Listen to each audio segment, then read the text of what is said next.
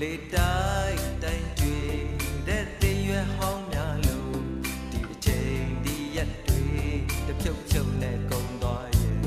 ပေါ်ပွားသူဘဝမှာလွှမ်းရတတ်တာလိမ့်မယ်အိုးညာတွေရှင်းလို့တဲ့အညာတွေကြာလို့နဲ့အချိန်ကုန်စေမဲ့နေမရှိ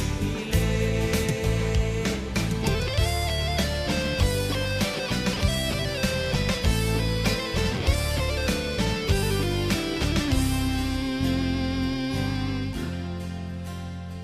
တပုတ်တဲ့ထက်က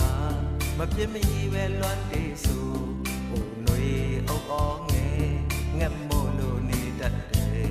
ကိုသာလူသားမို့တစ်ချစ်တပုတ်နဲ့မပြေဘူးခွဲအို